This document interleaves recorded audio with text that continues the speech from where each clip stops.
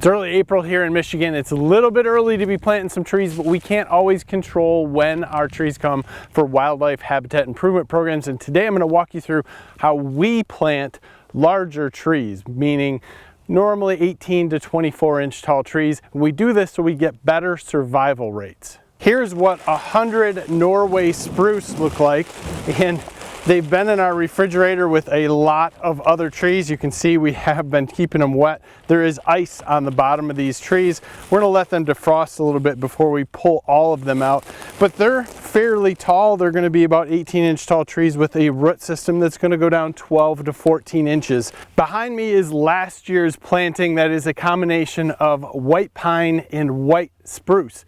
Now there's a mix of them, and that's what we always try to do. That's why over here is going to be Norway spruce. So we have a mixture, although they're going to be clumped together.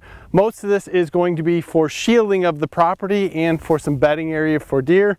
You could do it with switchgrass, but long term we think that these spruce trees are going to do a better job. Normally we have a little bit larger crew since this is the weekend. It's very wet and we're just doing a very small patch. You got mostly me and one other guy going to come out.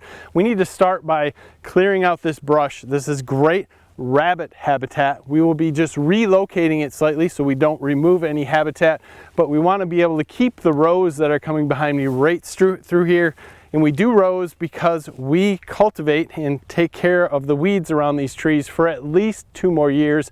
Then we'll plant clover and let the trees grow, create a great system for wildlife to come in. So that was a lot of brush, way more than expected, and I guess that's a great lesson.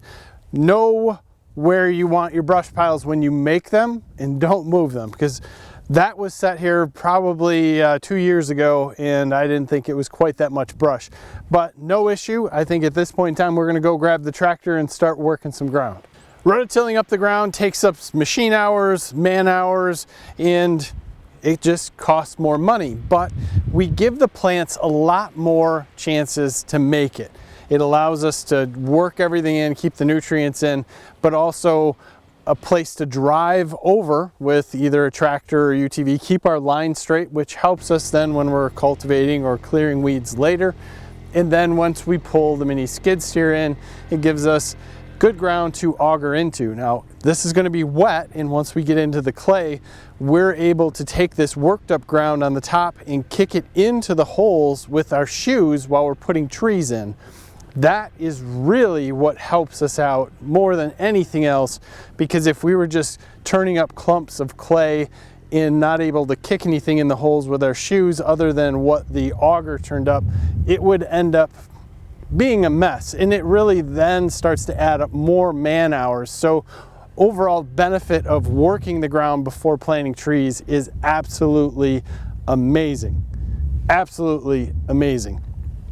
If you have any question about if you should or shouldn't work the ground beforehand, definitely do it.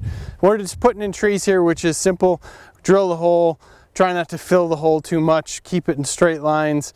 Once we get to the point of putting the tree in it, then we're making sure that the hole is deep enough. Then we'll kick out some of the clay around it, make sure we get good black dirt down there.